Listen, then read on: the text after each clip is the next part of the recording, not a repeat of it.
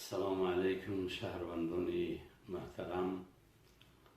امروز من میخواهم که یک چند سخن درباره یک گپ بچه‌هایی که در اطراف تاجیکستان خصوصا در شهر خاروخ شده گذشته بود، درباره همه آدم‌های خارجی و داخلی بعضی گپ‌های نادرست، گپ‌هایی که طوری نمی‌آیند، در واقعیت هم در عقلم طوری نمی‌آیند.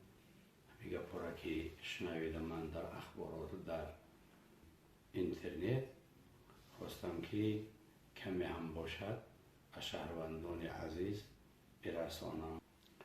از جمله نگاه میکنی که بعضیا تعریف کردن و بعضیا تنقید کردن، بعضیا با یگان گپ دیگر گفتن. برای همین من محمد باقر را خوب میدانم. خیلی نگین که مثال ما کورکورانه یا که نادانسته گپ زده ایستادم. ما میدانم محمد باقر این یک جنایتکار بود. من در رسانه‌های سنتر ازیاده گفته که از سال 95 تا حاضر 35 یعنی پرونده جنایتی درباره همین محمد باقر آغاز شده است. من پیش نمیدانستم درباره جنایتکاری آغاز شدن این پرونده را. فقط من میدانستم که خودش جنایتکار است. من قطعی شناس بودم و قطعی مشناس بودم و کماندیر بودیم. نمک مردمی بدخشان خوب بودیم، بسیار مردم شریفان، مردم میهمان نواز، مردم حقیقت جو، مردم با فرهنگ و معرفت. خیلی میگن ای آهن گو میرویه، همین گپ درسته، همین گپ درسته، خیلی شید است.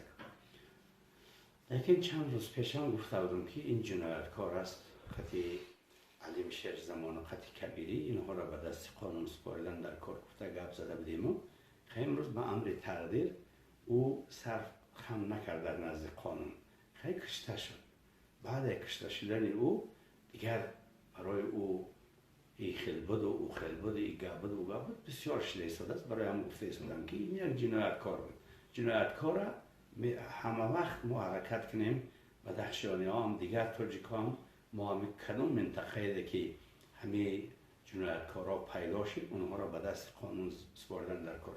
حکومت هم بسیار تحمل پذیر است.